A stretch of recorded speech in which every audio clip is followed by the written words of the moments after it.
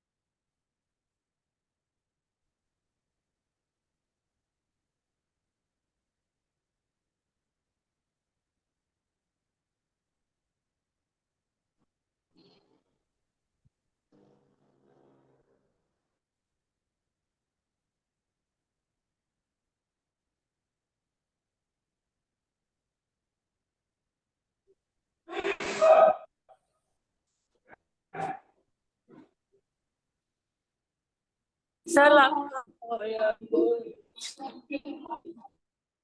Boy,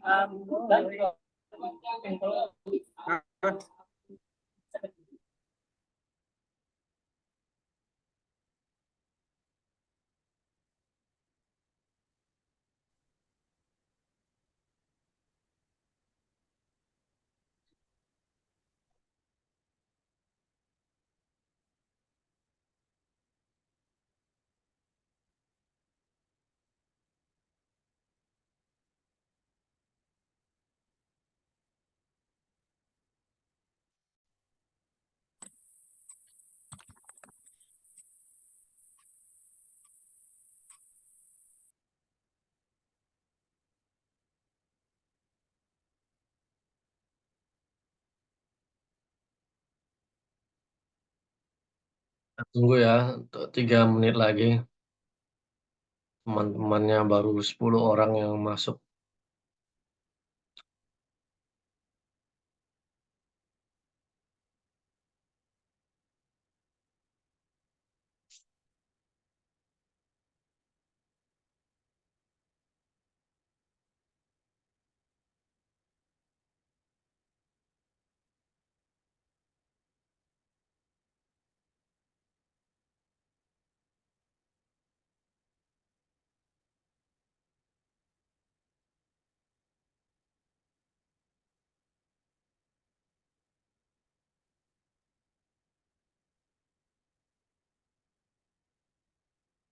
Mana yang lain nih?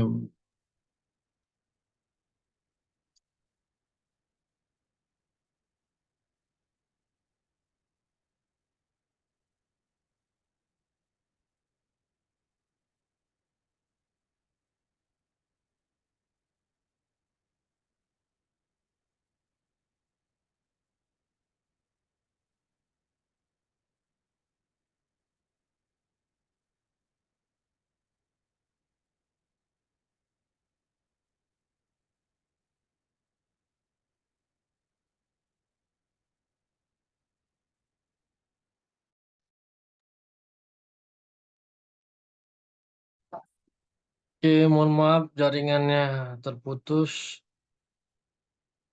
Baik, kita mulaikan saja untuk perkuliahan kita malam ini.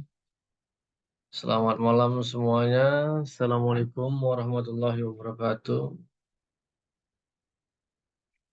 Mudah-mudahan semuanya dalam keadaan sehat, walaupun tadi ada 2 orang yang konfirmasi ketidakhadiran karena sakit, dan 1 izin.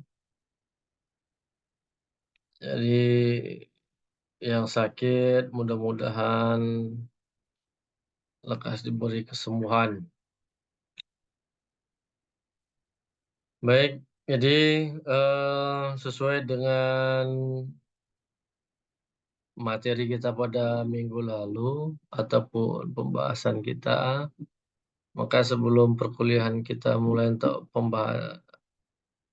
pembahasan materi perkuliahan sesuai dengan RPS. Nah,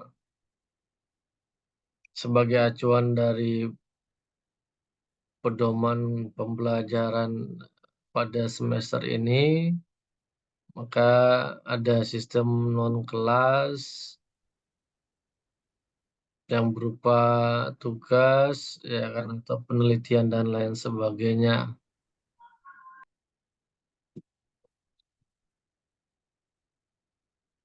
Jadi kita akan tetap buat tugas tersebut, supaya nantinya ini karena total saya minggu lalu, saya cek dulu ya, minggu lalu berapa orang yang hadir.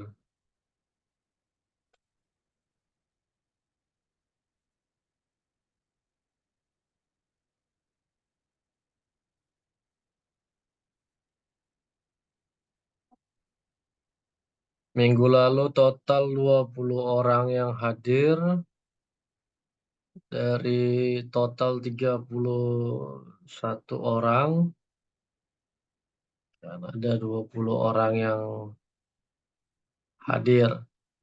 Nah, untuk hari ini yang hadir jumlahnya ada 16 orang.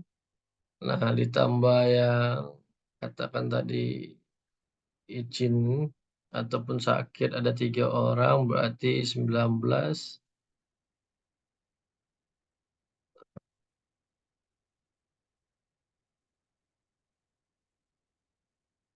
Sesuai dengan ketentuan dia 10 ceramah, 5 non-kelas. Jadi silakan nantinya dibuat dalam 5 kelompok untuk buat tugas makalahnya. Berarti kita mulai di pertemuan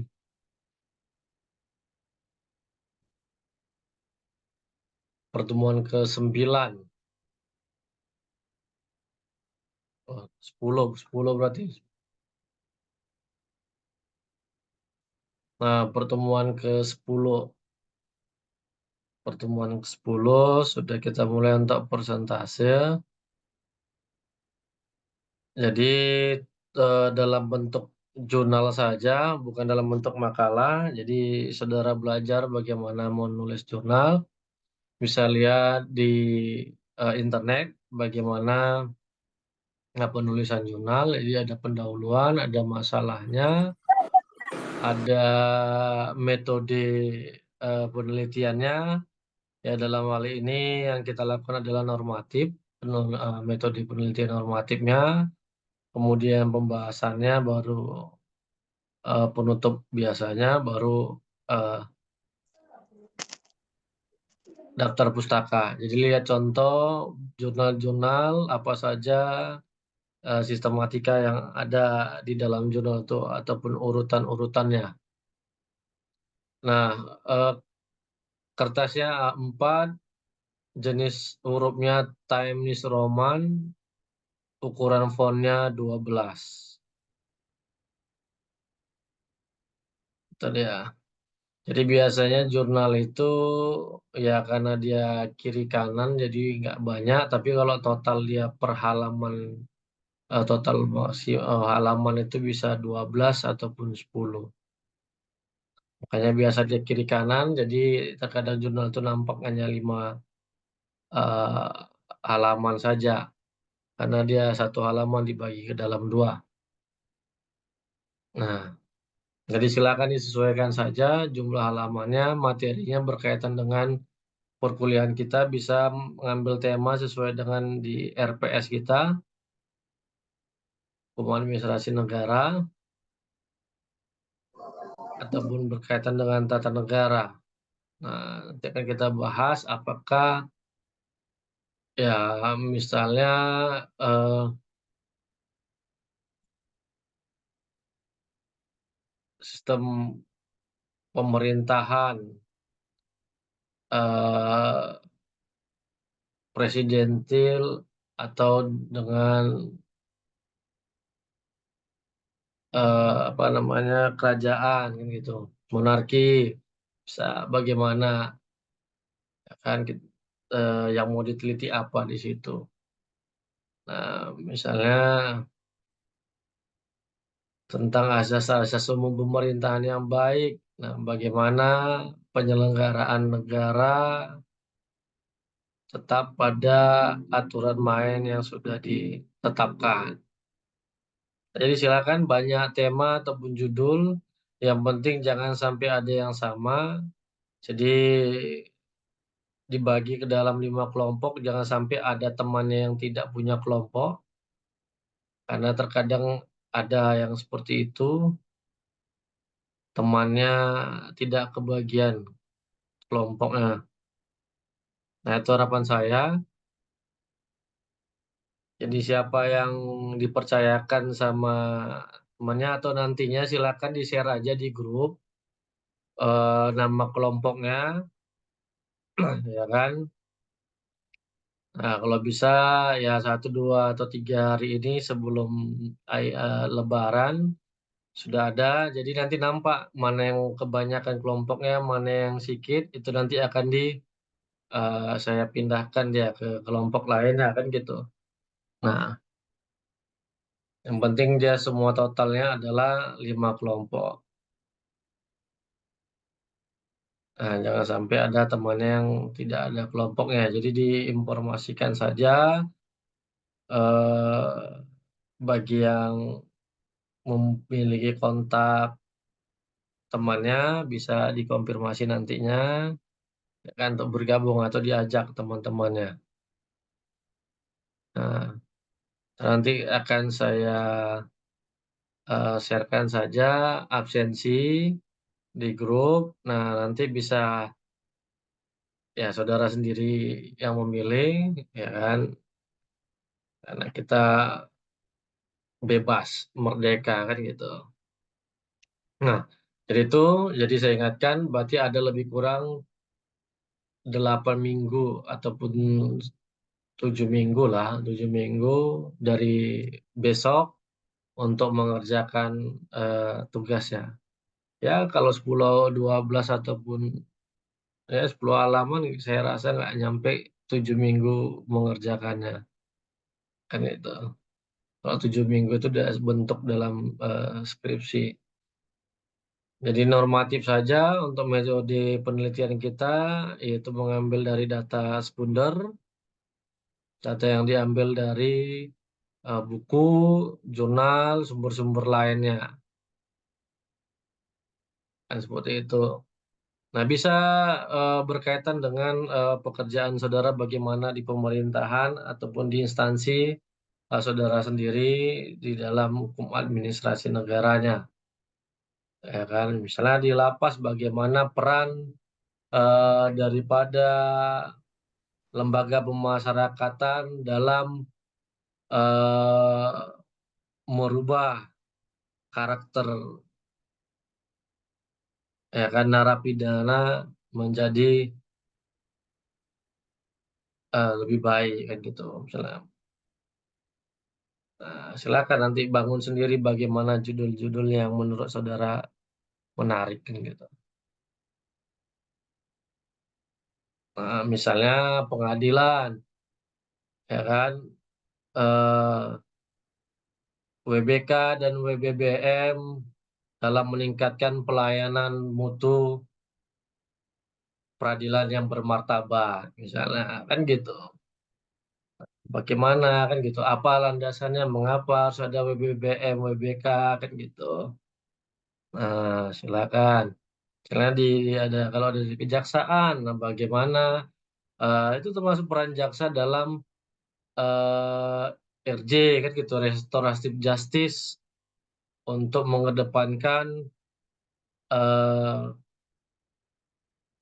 apa namanya kedamaian dalam penanganan tindak pidana, misalnya seperti itu.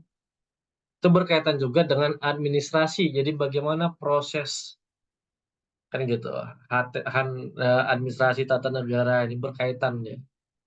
Nah, jadi silakan kembangkan sendiri ya kan tema-tema yang menurut saudara menarik ataupun yang sedang fenomenal atau viral saat ini ya silakan ya kan yang berkaitan dengan yang lagi booming ini viral di Mahkamah Konstitusi bisa itu ada berkaitan administrasi dan ada tata negaranya kan gitu dia karena lihat kalau saudara ikutin perkembangan persidangannya ya kan malah ranahnya kepada administrasi bukan kepada sengketa hasil pemilu administrasi dalam hal pencalonan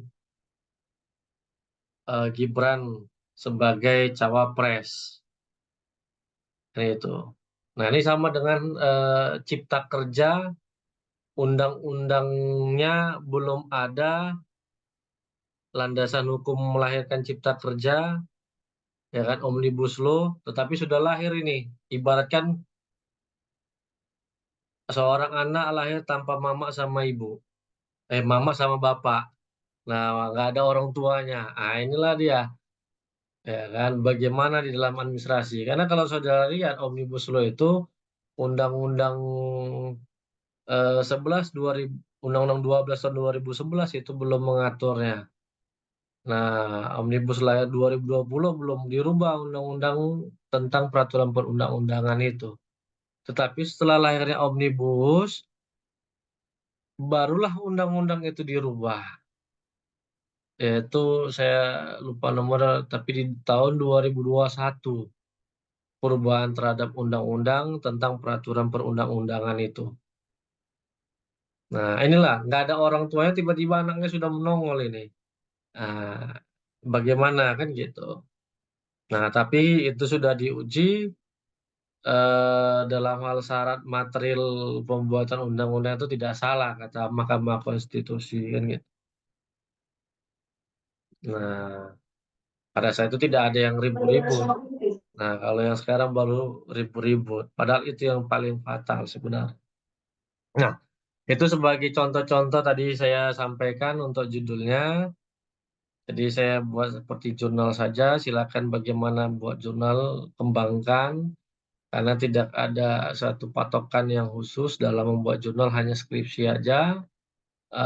Yang ada patokan khususnya setiap perguruan tinggi juga berbeda-beda. Kan gitu.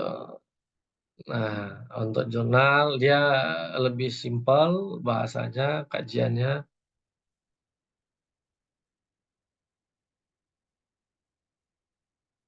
tidak terlalu sulit. Nah, sampai di sini ada untuk masalah tugas, ada yang mau kita bahas?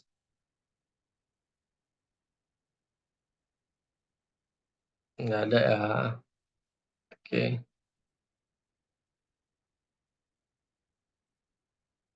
Baik, saudara sekalian, jadi pada malam ini kita melanjutkan materi kita hukum administrasi dan tata negara.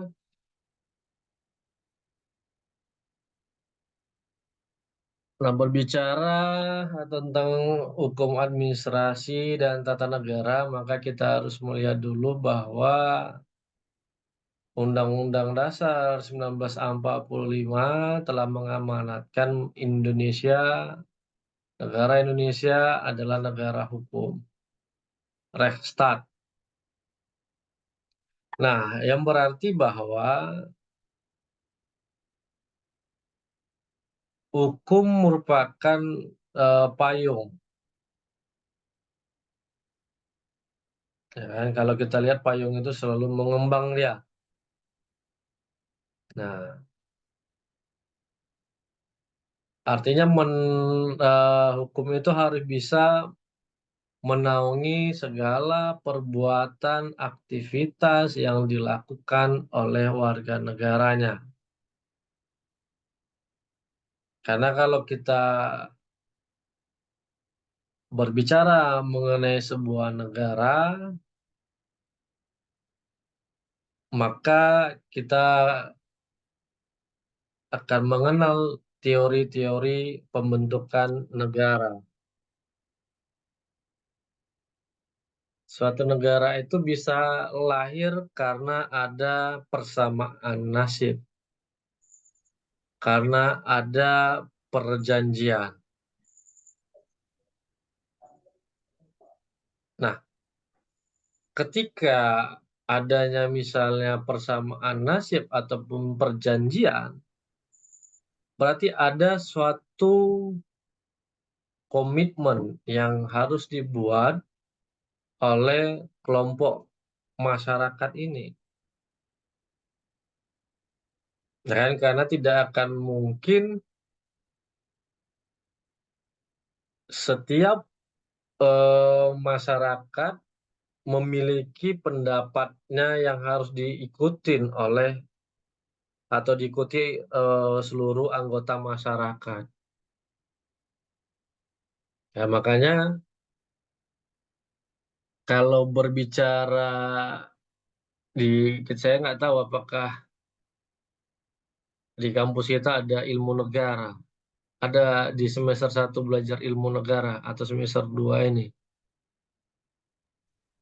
Ada nggak? Belum ada, Pak. Belum ada ya.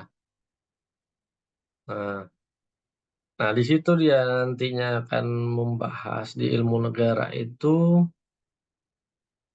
ya kan bagaimana pembentukan sebuah negara yang nantinya akan melahirkan tata negara. Nah, dari situlah asal sebenarnya kita belajar tata negara di ilmu negara. Nah,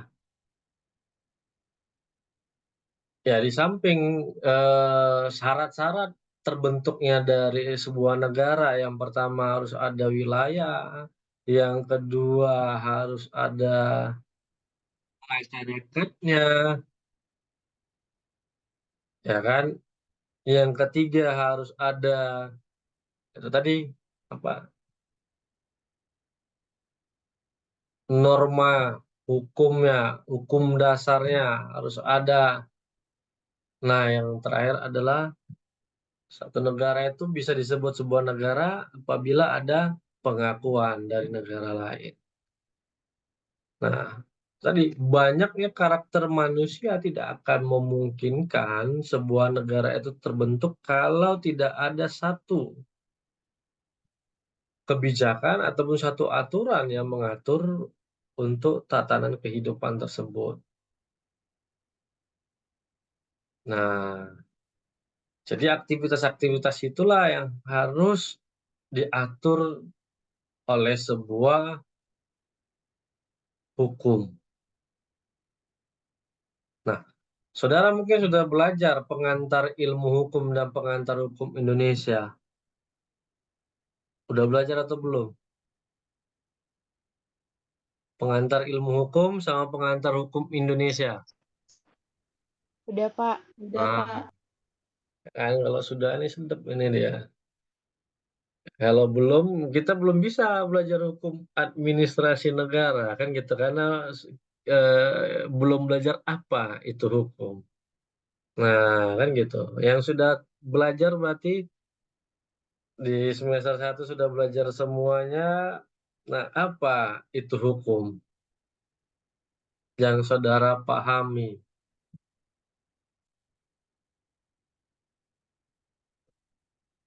Ya, siapa yang bisa ngasih pendapatnya? Apa itu hukum?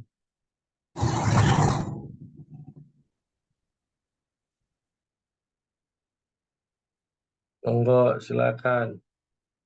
Ya kan seperti yang saya sampaikan bahwa kita kalau bisa dalam belajar ini komunikasi dua arah, artinya ada hubungan timbal balik antara saya dengan saudara sekalian, supaya menunjukkan bahwa transfer pengalaman yang saya miliki itu nyampe kepada saudara. Artinya sasaran pencapaian mata kuliah ini berhasil. Tapi kalau kita tidak ada komunikasi dua arah, hanya saya saja yang mendongeng, ya kan, siap mata kuliah lupa semuanya. Jadi definisi hukum ini harus saudara tetap ingat sampai kapanpun. Apalagi yang namanya tujuan hukum itu.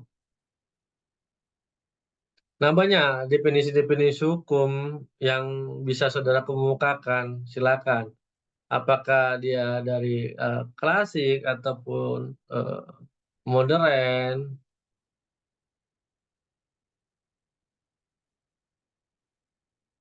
Yo, ada yang bisa kasih pendapatnya?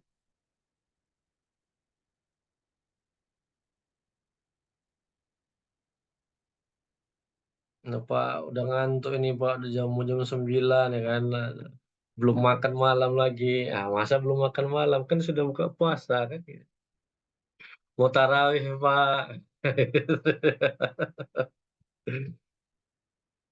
Nah, lebih bagus tarawih itu dari jam 10 sampai sahur ya kan. Mendekat-dekat ini 10. Udah mau habis 10 malam terakhir. Mana tahu ketemu dia malam 1000 bulan ya kan. Ayo, nggak ada yang bisa ngasih pendapat dari total 25 orang yang hadir pada malam hari ini? Izin Pak, saya Pak. Silakan, siapa? Silakan Bang Dodi. Baik Pak, menurut pendapat saya hukum adalah suatu peraturan yang diterapkan pada suatu masyarakat untuk mengatur tingkah laku masyarakat dalam suatu negara Pak, sehingga tidak terjadi kekacauan Pak. Terima kasih Pak. Oke, baik. Jadi pendapat lain ada, kita di sini tidak ada yang benar salah. Jadi jangan khawatir, saya tidak menyatakan semua pendapat yang ada benar salah, ya kan? Tidak ada yang salah pendapat saudara. Karena Saya, Pak, silakan. menurut saya hukum itu adalah suatu peraturan yang mengatur masyarakat di suatu negara dan wajib dipatuhi, Pak. Baik, jadi wajib dipatuhi oleh negara. Ada yang lain? Satu lagi pendapatnya? Ya, silakan, Bet Sida. Izin Pak, menurut saya hukum itu sendiri adalah sebuah peraturan yang bersifat mengikat dan memaksa untuk mengatur perilaku kehidupan seseorang, yang jika dilanggar maka ada sanksinya, Pak. Oke, baik. Nah, jadi dari 3 teman kita yang menyampaikan pendapat mengenai apa itu hukum, ya kan, kita bisa melihat bahwa seperti tadi yang saya katakan, untuk mengatur perilaku dari setiap masyarakat supaya tidak mengutamakan kepentingan individual di atas kepentingan bersama, maka harus ada hukum itu. Yang tadi kata temannya untuk mengatur tatanan keberagaman perilaku masyarakat. Kemudian yang sifatnya mengatur dan memaksa. Nah, jadi semua yang dikatakan teman kita itu adalah benar. Dan secara ilmu hukum secara sempit, dalam arti sempit, hukum adalah sifatnya memaksa dan mengatur, ya kan, ada sanksi kalau tidak dilaksanakan. Nah, tetapi secara arti luas, saya mengartikan, saya ambil sebuah pendapat ataupun teori dari, saya selalu menggunakan ini, dan teori beliau ini digunakan di negara-negara maju. Jadi tidak lagi menggunakan hukum klasik. Hukum itu sifatnya memaksa, hukum itu sifatnya mengatur. Nah, dari teori ini nanti saudara bisa lihat, kita simpulkan, tanpa adanya sifatnya memaksa, hukum itu bisa berjalan. Nah, ada seorang ahli hukum dari Belanda, namanya Lawrence Meyer Friedman. Jadi Lawrence M. Friedman dengan teorinya legal system atau sistem hukum. Jadi dia katakan adalah hukum adalah sistem. Nah, jadi hukum itu bukan seperangkat peraturan-peraturan yang mengatur tentang perilaku masyarakat manusia, ya kan, supaya bisa menjadi lebih baik, supaya apabila dilanggar maka akan dikenakan sanksi. Nah, kenapa? Itu ibaratkan sebuah ternak, ketika dia dicambuk dia baru bekerja, tetapi ketika dia tidak dicambuk, ya dia tidak melakukan pekerjaannya, kan gitu. Nah, jadi bagaimana, ya kan, kita sekilas saja dia ada menggunakan 3 substansi. Untuk menjadikan hukum itu menjadi sebuah sistem, dia ibaratkan sebuah roda. Nah, hukum itu ibaratkan sebuah roda, ada jari-jarinya, ya kan?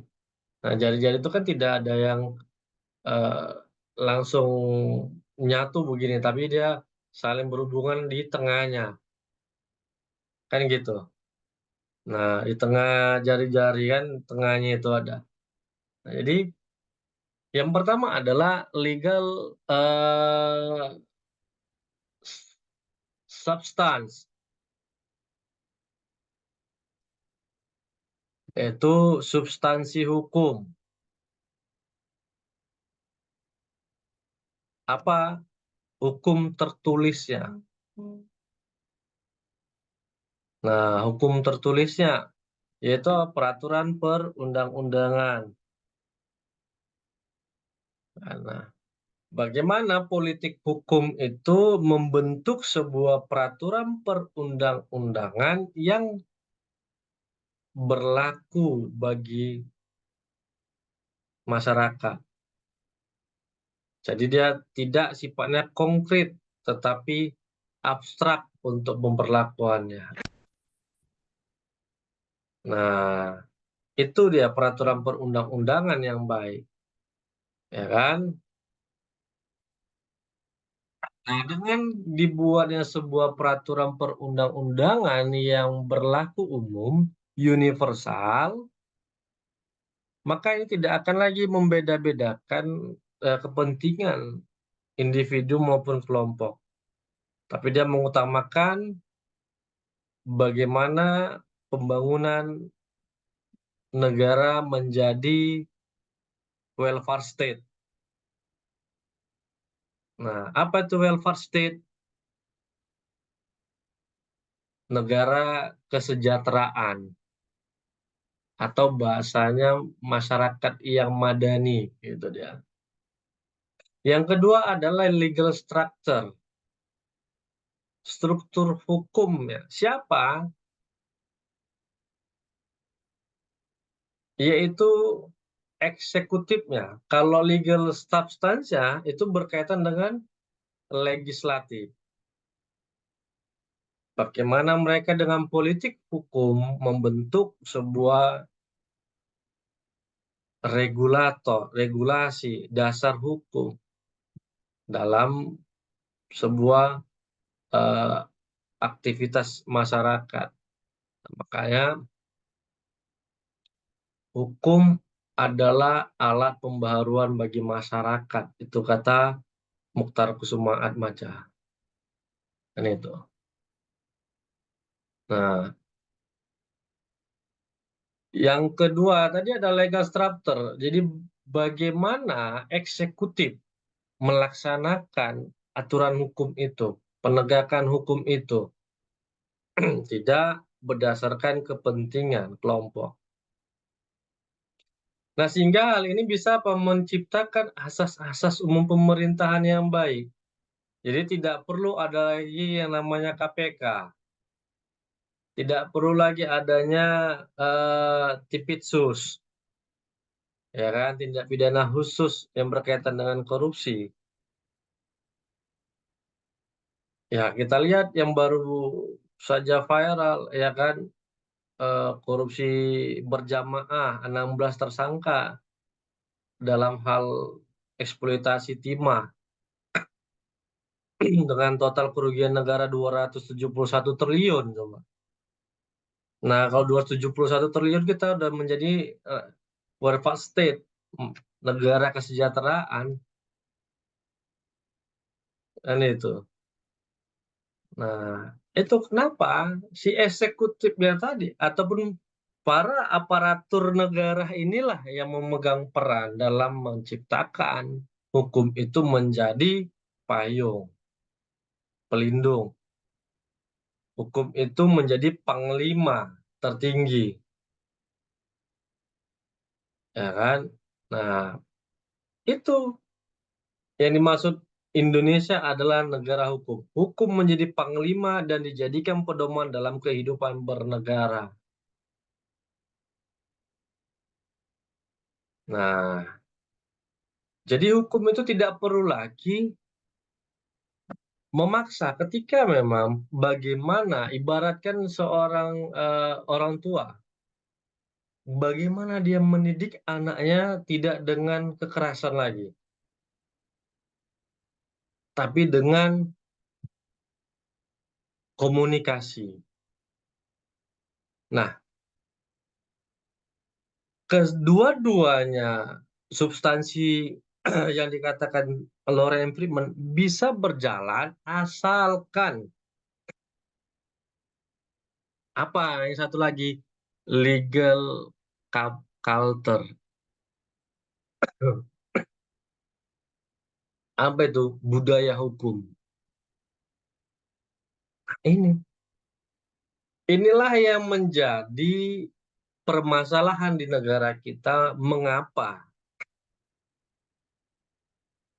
ya kan, hukum kita tidak berjalan? Yang kata orang hukum itu tumpul di atas ya, runcing di bawah katanya, atau kalau sebaliknya kan gitu, hukum dibuat untuk dilanggar katanya.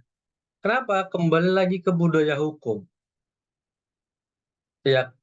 Apabila di antara saudara pernah ke luar negeri, yang paling dekat saja Malaysia, berani nggak saudara nyebrang sembarangan di jalan raya? Atau berani tidak saudara stop taksi di sembarangan tempat?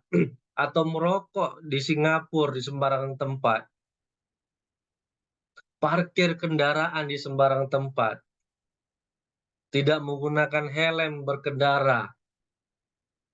Nggak berani.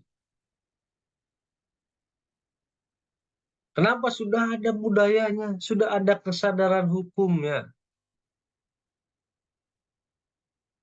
Nah, jadi budaya hukum itu berkaitan dengan kesadaran hukum dari masyarakat.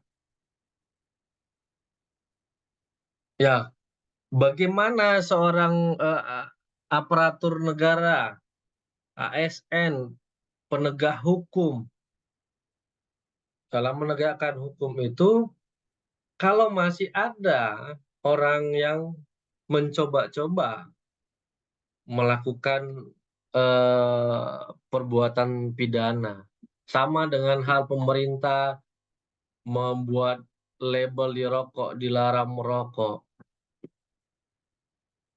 ya kan, merusak kesehatan. Tapi tetap banyak orang yang merokok. Kenapa?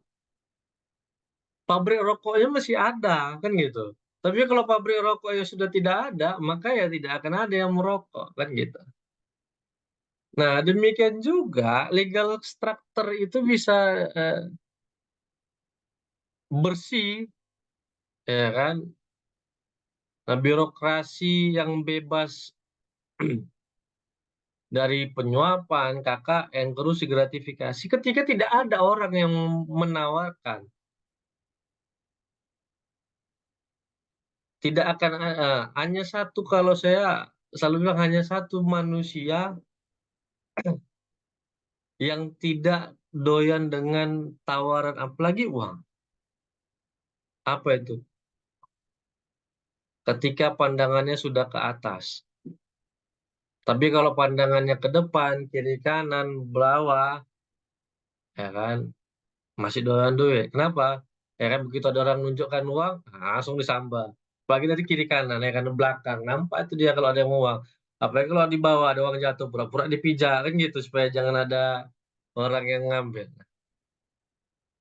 Apa maknanya ketika pandangan di atas baru manusia tidak doyan dengan uang tadi?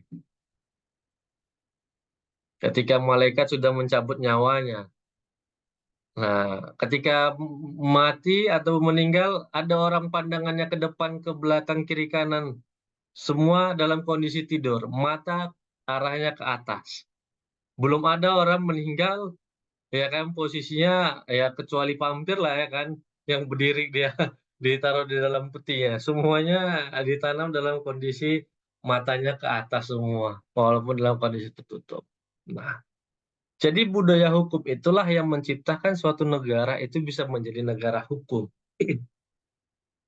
Ya kan? Kenapa kita bisa ke negara orang, bisa tertib, bisa mengikuti aturannya. Seperti tempat saya sekarang di Pangkal Pinang, ini luar biasa kalau saya bilang budaya hukum masyarakatnya. Jauh dekat, sudah 70% masyarakatnya menggunakan helm. Jauh dekat. Nah, untuk berkendara dengan sepeda motor. Dan untuk menerobos lampu merah itu sudah sangat sedikit sifat manusianya di sini. Nah, apalagi klakson. Ya kan, begitu hijau, ten, katanya ya kan. Itu di Medan yang ada kan gitu. Nah, di sini sudah sangat sedikit. Artinya mereka sudah memahami aturan eh, antri, budaya tadi menghargai. Begitu misalnya senggolan, langsung mohon maaf Pak ya, saya salah begini. Enggak di Medan, mata kau katanya kan, udah kau, udah dia yang salah, dia pula yang marah ya kan. Nggak ada langsung mau minta maaf. Nah, di sini sudah luar biasa saya lihat di Pangkal Pinang ini, Kepulauan Bangka Belitung. Nah, jadi ya sangat sedikit memang perkara di sini, apalagi yang berkaitan dengan tindak pidana, sangat sedikit. Itu dia. Ya setahun itu tidak sampai 300 perkara, baik dia pidana maupun perdata. Kalau di Indonesia, cobalah tanya sama si Lucky ya kan. Nah, 2.000 perkara di Pengadilan Negeri Medan bisa tembus. Bahkan bisa 3.000 dia perkaranya. Nah, baik pidana maupun perdata. Itulah menunjukkan, nah, ketika berbicara negara hukum, maka dia harus bisa 3 substansi tadi dipenuhi. Yang pertama adalah budaya hukum kita sendiri. Makanya saya selalu menganalogikan hukum itu adalah pasangan hidup kita. Bagaimana kita menjaga pasangan kita ketika diganggu orang. Nah, begitu juga. Ya kan? Atau bagaimana pasangan kita mencintai atau menyayangi kita. Kita harus juga sayang sama dia. Nah, bagaimana hukum mau melindungi kita, hukum mau mengakomodir keinginan kita, hukum mau menjadi pedoman hidup kita ketika kita tidak mencintai dia, gitu ya. Nah, itu dia. kata kuncinya sebenarnya. Nah, makanya hukum itu, negara hukum itu ibaratkan sebuah pohon hukum. Ada akar, ada batang, ada ranting, ada cabang. Nah, apa itu akarnya? Itu tadilah peraturan perundang-undangannya, penegakan hukumnya, akarnya. Nah, lahirnya tadi sebuah peraturan hukum tadi, apa, ilmu pengetahuan yang dapat membantu ilmu hukum dalam melakukan penegakan hukum. Ya kan, dasar daripada hukum tadi, pengantar ilmu hukum, pengantar hukum Indonesia. Nah, ketika akarnya sudah kuat, sudah tumbuh, maka dia naiklah ke batang. Batanglah yang akan melahirkan ranting-ranting tadi. Nah, itulah tadi politik hukum legislatif menghasilkan banyak peraturan perundang-undangan. Nah, untuk membentuk satu perundang-undangan, maka dilihatlah bagaimana dasar-dasar lahirnya suatu fenomena tersebut. Dari segi sosiologi, antropologi, historis. Dari segi itu baru melihat hukum itu bisa diciptakan. Ya kan? Karena hukum itu tidak akan lahir ketika tidak ada satu fenomena-fenomena yang terjadi di dalam masyarakat. Makanya kenapa kita harus ada skripsi untuk menemukan itu. Nah, kemudian ranting kan gitu, cabangnya ya kan merupakan hukum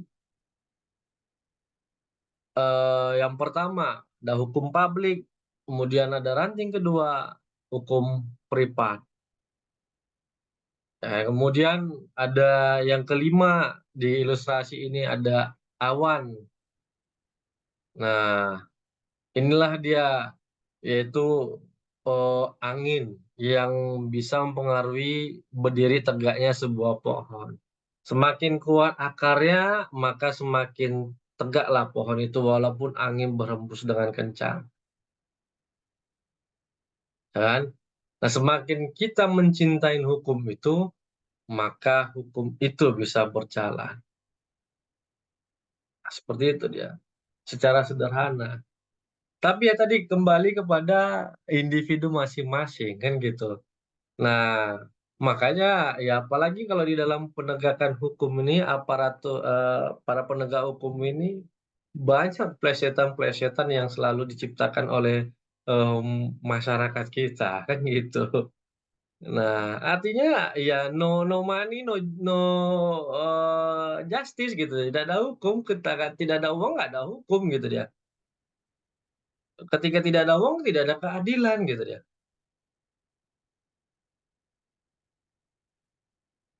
Ya kan?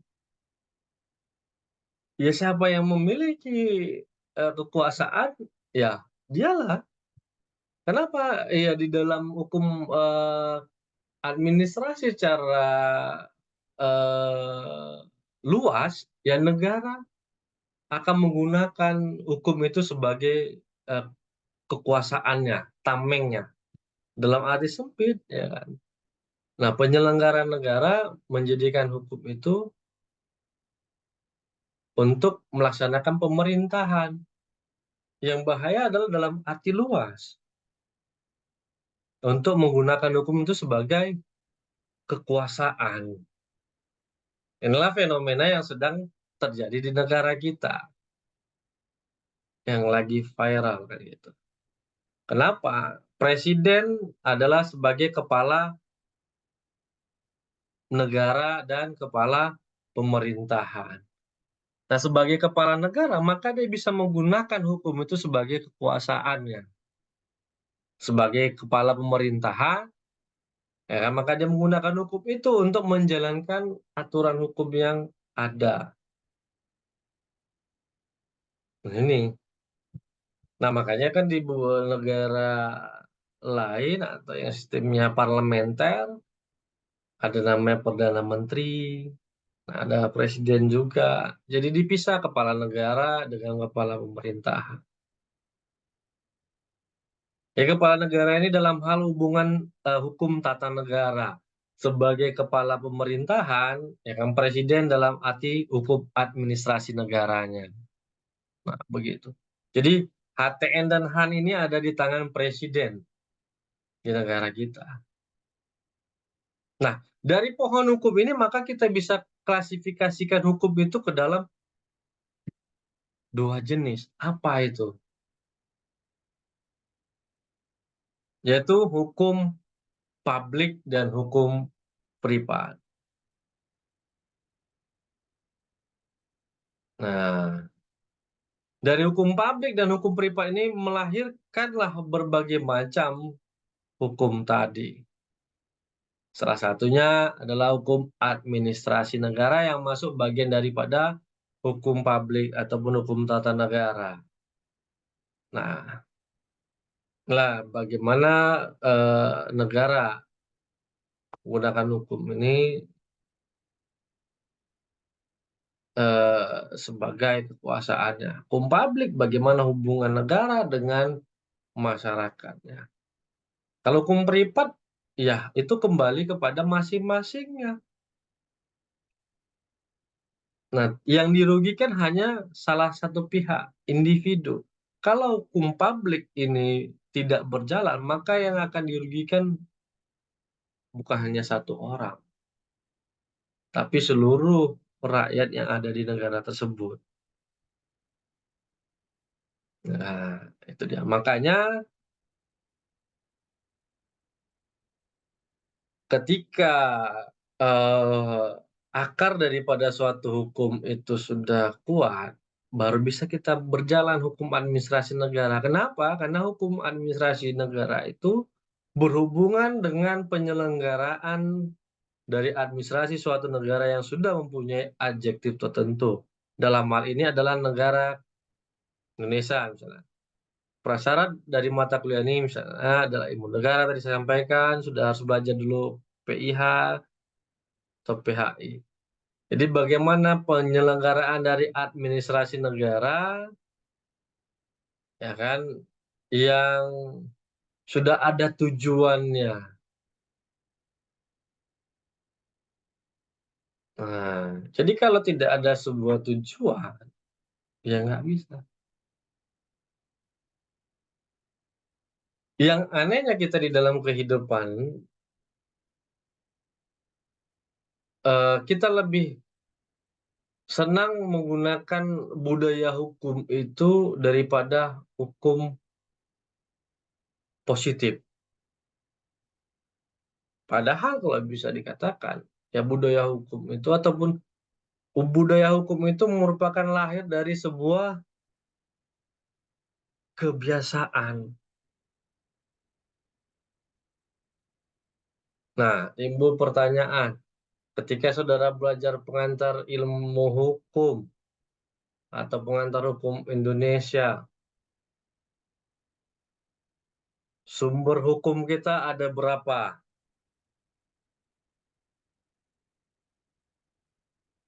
Maaf Pak, ulangi Pak.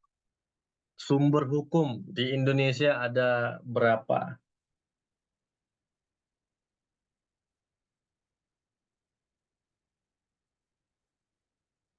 Yo, yo, yo.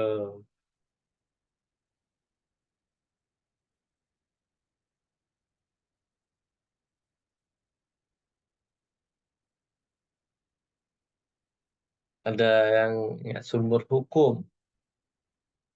Ini berkaitan dengan tadi budaya hukum tadi.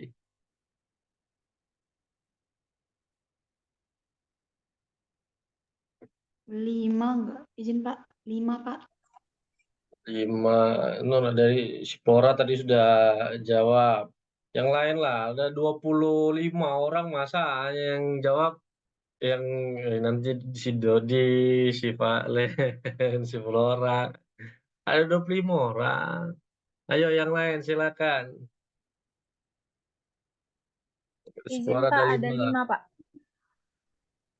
Siapa nih?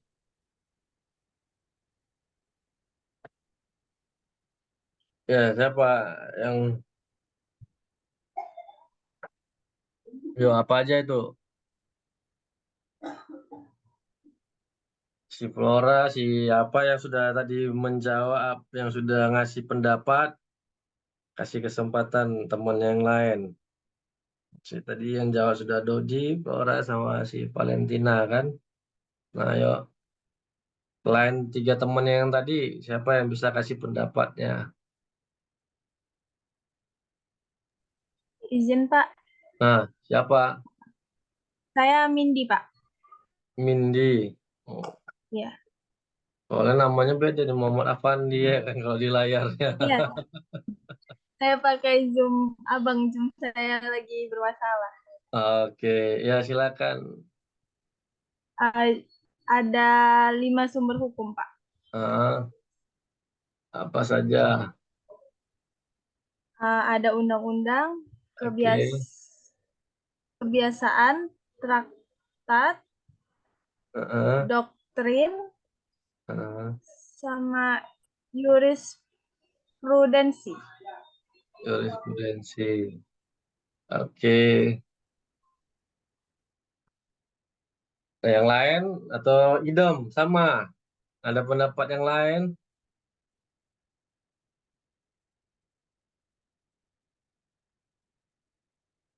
Nah, nampaknya yang lainnya tidur ini.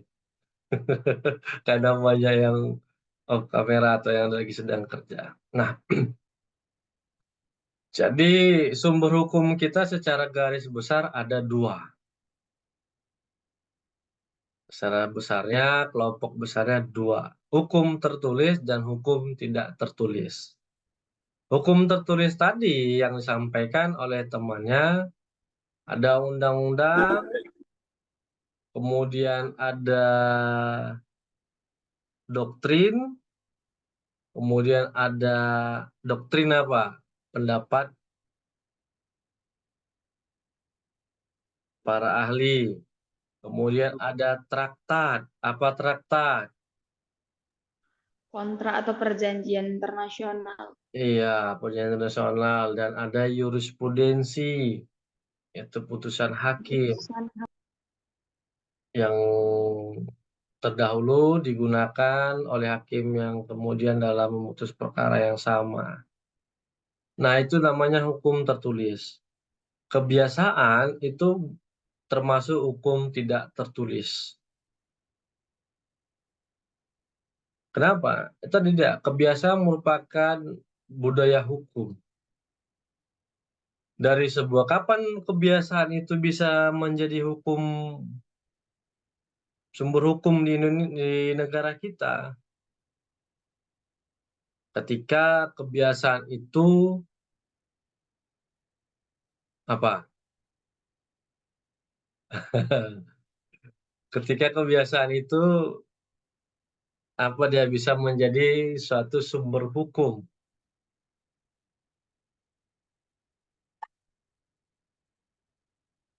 Ayo.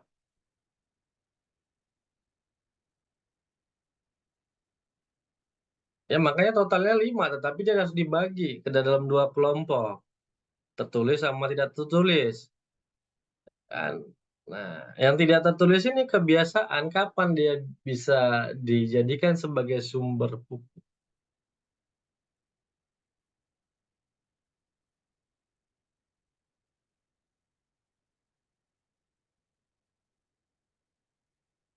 Nah, jadi ini yang harus saudara sebagai mahasiswa hukum dari semester 1, 2 sampai dengan tamat nantinya ini tidak boleh dilupakan. Ya kan, ketika saudara juga nantinya berprofesi hukum, bidang hukum jaksa, polisian, ya kan, advokat ataupun hakim. Nah, harus tetap bisa menjadi pedoman. Nah, bagaimana kebiasaan itu bisa menjadi sumber hukum kita? Ketika kebiasaan itu dilakukan secara terus-menerus oleh masyarakat. dan kebiasaan itu dijadikan menjadi pedoman hidup bagi masyarakat tersebut. Jadi hal yang sangat penting. Jadi ketika dia tidak melaksanakan kebiasaan itu, ada rasa bersalahnya, ada rasa tidak hormatnya kepada kebiasaan itu. Makanya itu dia untuk mencintai hukum itu juga seperti itu. Lakukan secara terus-menerus, itu merupakan hal yang bagian penting bagi kita. Ya, paling sederhana kebiasaan yang kita lakukan adalah ya kita mencium tangan orang yang kita anggap lebih tua dari kita. Dalam arti bukan dari usia, bisa dari kedudukan, dari strata di dalam keluarga kan gitu. Hubungan kekerabatan kekeluargaan. Nah, ya misalnya ada paman kita usianya jauh di bawah kita kan gitu. Tapi karena dia adalah paman kita ataupun tante kita, ketika kita jumpa ya kita cium tangan gitu. Nah, kenapa? Dia kita anggap yang paling tua. Kenapa? Adik daripada orang tua kita walaupun usianya jauh di bawah kita kan. Seperti itu. Ketika kita tidak melakukan itu, ada rasa bersalah sama kita. Tidak beretika atau yang sebagainya kan gitu. Tidak sopan. Nah, jadi ya seperti itulah. Ketika hukum itu bisa terlaksana, ketika pemerintah bisa menjalankan penyelenggaraan negara itu, nah pada saat masyarakat itu menyadari bahwa hukum itu merupakan hal yang sangat penting bagi kehidupannya. Nah, itu kata kuncinya di dalam belajar hukum. Ketika kita sudah memaknain, sudah kita jiwai, kita rasakan kenikmatan hukum ini, ya udah, itu kan berjalan. Ya kan? Nah, jadi itulah kunci daripada hukum administrasi negara. Ini tadi kan pengertian hukum tadi, Lawrence M. Friedman tadi. Nah, ada Sugiono Wijoyo Diporo, ada Van Vollenhoven, banyak teori-teori hukum itu tadi. Nah, jadi administrasi negara, bagaimana kan negara dalam hal, ya kan tadi dalam arti luas, tadi saya katakan, negara adalah kegiatan, administrasi negara adalah kegiatan negara dalam melaksanakan kekuasaannya, kekuasaan politiknya. Dalam arti sempit, administrasi negara adalah kegiatan eksekutif dalam penyelenggaraan pemerintahan. Nah, itu. Ya kan? Nah, jadi berkaitan dengan aktivitas-aktivitas yang mereka lakukan,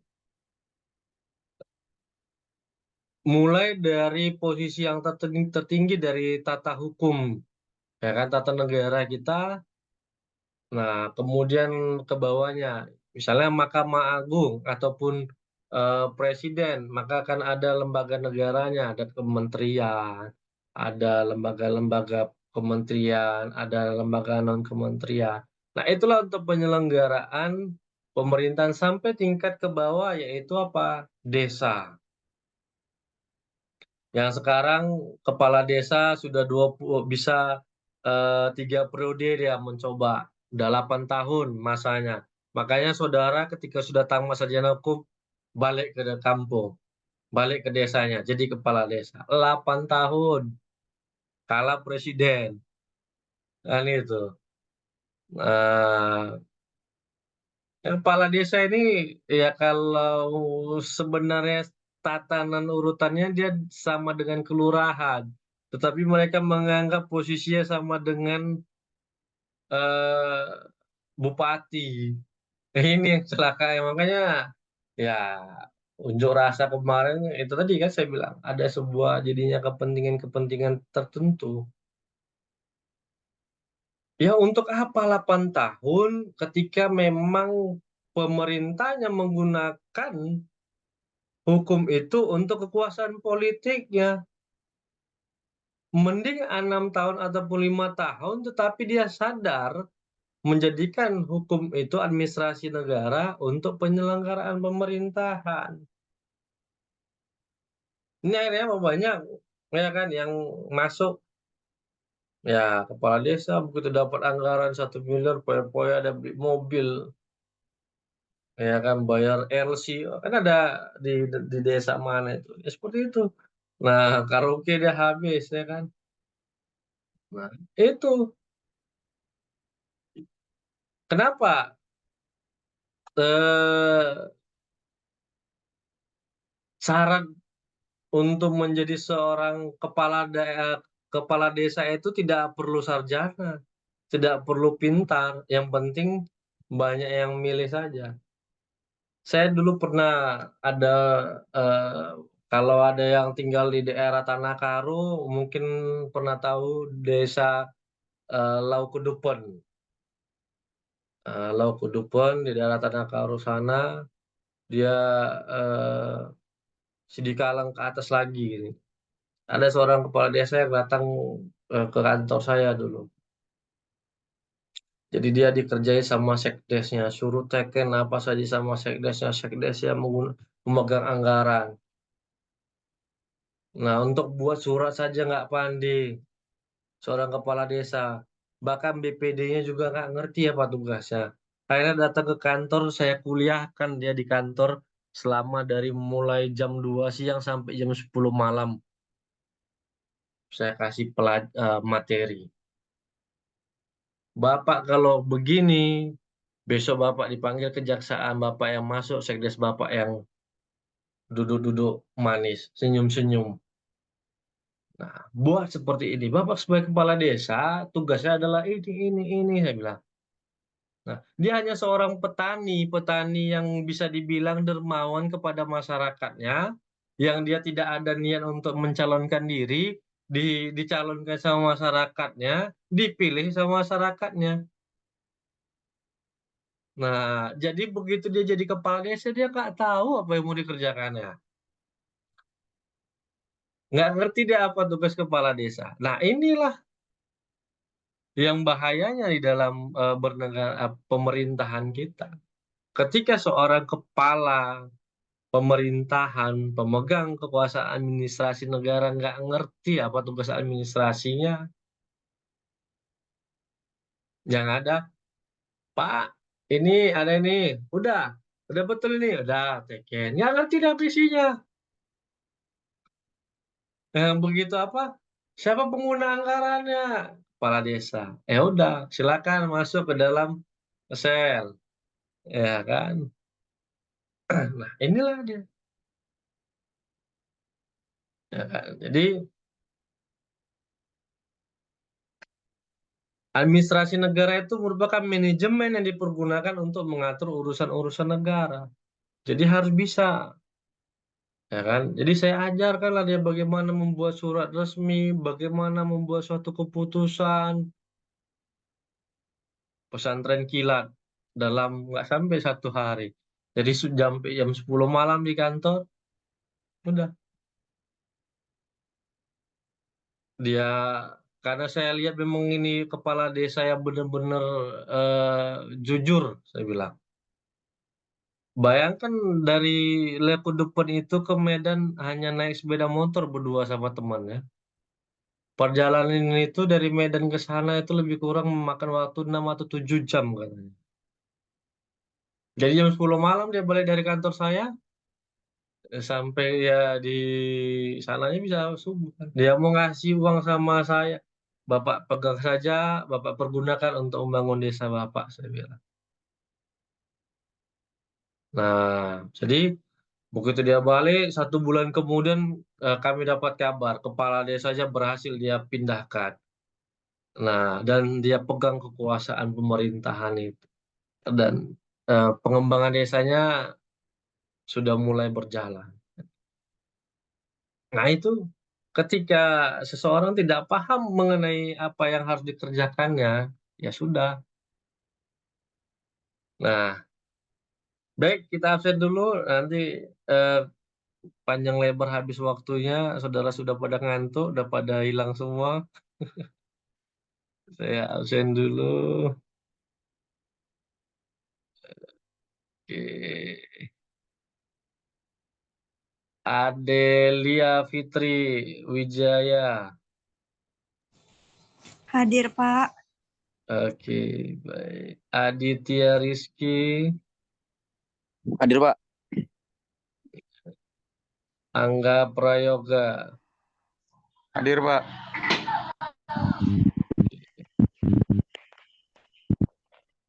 Anggi Mane. Hadir, Pak.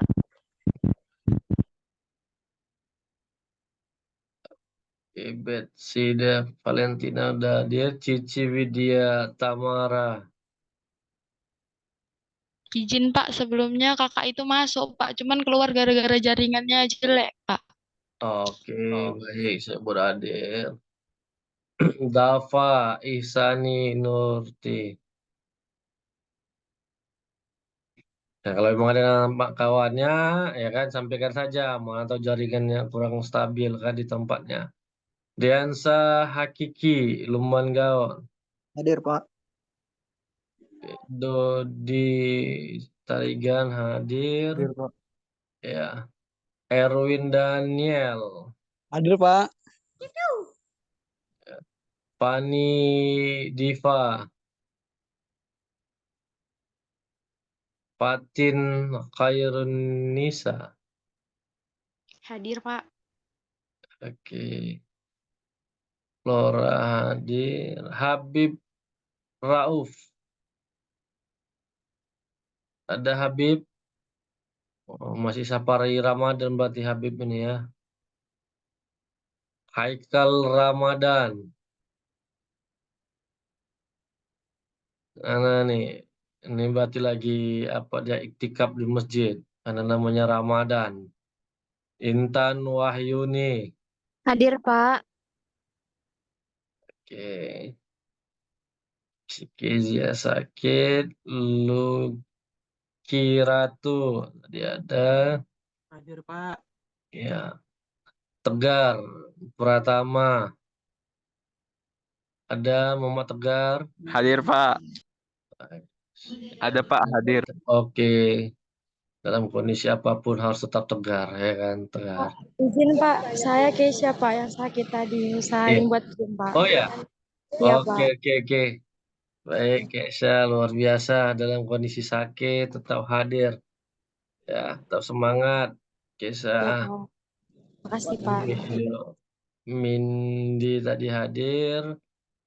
Putro, ada masuk nggak? Tadi izin sakit dia, nggak ada ya. Oke. Fernando Situmeang. Hadir, Pak. Oke, namanya sudah saya absen ya untuk minggu lalu. Di layar F, makanya saya cari F, rupanya P. Fernando-nya. Wah, di absensi Pak. makanya F saya cari nggak ketemu namanya. Oke, Iya, Pak. ya. Rahma Dwi Mutia, Hadir Pak. Raja Muda. Lagi mikirkan THR ini untuk rakyatnya nih. Si Raja ya kan. Retno Wandini. Ricky Andika. Ada Selin Lumongga. Hadir, Pak. Oke. Topik Pandaroni. Hadir, Pak. Oke. Yeti. Hadir, Pak. Ya.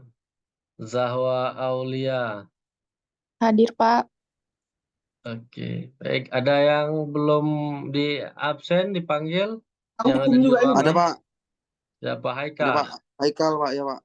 Oh, ada tadi Haikal. Oke. Ada lagi yang lain?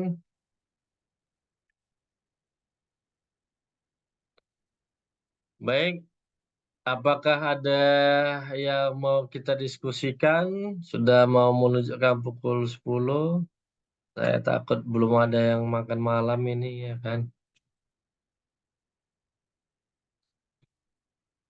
Baik, kalau tidak ada, kita akhiri perkuliahan kita pada malam ini. Selamat. izin. Silakan Adel. Saya ingin bertanya Pak masalah untuk tugas kelompok itu. Tadi kan saya lagi di jalan, jadi boleh diinfoin ulang nggak Pak untuk Oke, kelompok? baik. Ya, nanti Terima kasih Pak. bagian hadir juga nanti akan saya sharekan untuk video pembelajaran kita malam ini di grup seperti yang lalu. Nah, jadi tugas kelompoknya ada 5 kelompok, membuat sebuah jurnal. Nanti bagaimana susunan jurnalnya bisa dilihat referensinya banyak di internet. Temanya berkaitan dengan hukum administrasi negara. Mau dengan ada fenomena-fenomena yang terjadi pada saat ini yang lagi viral, yang bisa dikaitkan dengan administrasi negara ataupun tata negara, karena kita hukum administrasi dan tata negara, jadi bisa dibuat untuk temanya. Tadi seperti saya katakan contoh, yang misalnya kerja di lapas, ataupun peran sistem pembinaan, ya kan, peran lembaga pemasyarakatan dalam pembinaan narapidana misalnya. Kemudian karena ada di pengadilan, kan implementasi WBK, wilayah bebas korupsi, dalam menciptakan peradilan yang bermartabat, misalnya. Tahu, misalnya ya peran kepala desa dalam pembangunan di desa. Nah, tapi itu kan dalam hal harus ada studi empirisnya. Tapi metode penelitian yang digunakan dalam jurnal nanti adalah metode penelitian normatif. Hanya ambil dari sumber-sumber hukum yang ada. Nah, jadi jangan pilih yang sifatnya empiris, studi lapangan. Nggak siap dia nanti jurnalnya. Normatif saja, ya kan, yang berkaitan dengan hukum administrasi dan tata negara. Nah, itu Adel secara singkat tugasnya.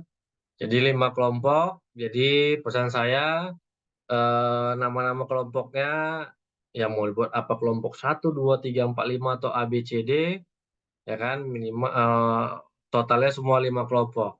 Nah, anggotanya kita di kelas ini ada 31, jangan pula nanti ada yang 10 orang satu kelompok, nggak kebagian yang lainnya. Kan gitu, jangan sampai yang satu kelompok hanya 3 orang saja. Nah, kenapa? Nggak Satu besti saya, kelompok Pak, kan gitu. Ya, berarti satu kelompok 6 orang ya Pak? ya bisa 6, ya kan, kalau dia 5 berarti kan ada yang kemungkinan 7 kan, ada yang 1 dia kan. Nah, tapi kalau total kehadiran selama 2 hari ini mahasiswanya ya lebih kurang 20 orang yang hadir. Lebih kurang 20 orang. Nah, untuk malam ini, kita lihat berapa orang yang hadir malam ini.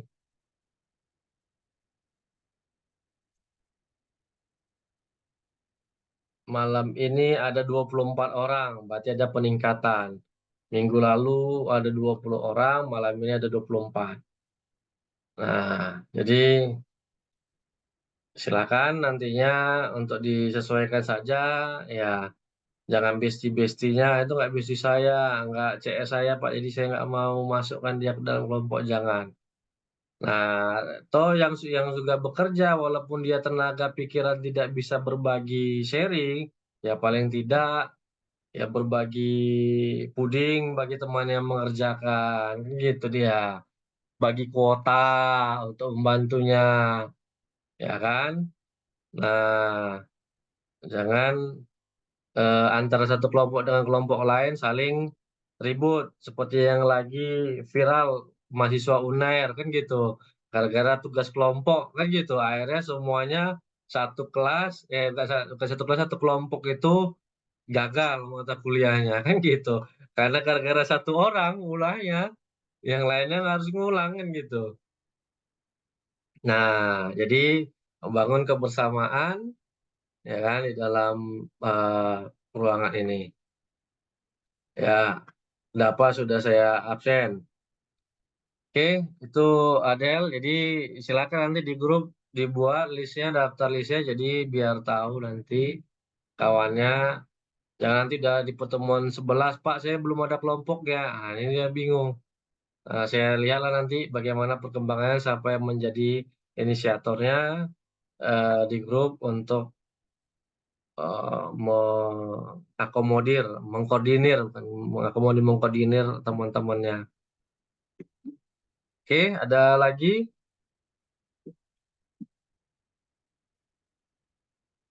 Baik, kalau tidak ada, kita sudahi perkuliahan hari ini. Besok nanti akan saya linknya saya apakan untuk video pembelajaran hari ini. Karena kalau di tempat tinggal saya ini agak lambat ya jaringannya. Terima kasih selama menjalankan ibadah puasa bagi yang menjalankannya, selamat beristirahat untuk kita semua. Selamat beraktivitas lagi untuk esok hari. Selamat malam. Assalamualaikum warahmatullahi wabarakatuh. Malam, Pak. Selamat malam, Pak. Terima kasih, Pak. Ya, terima kasih kembali. Ya.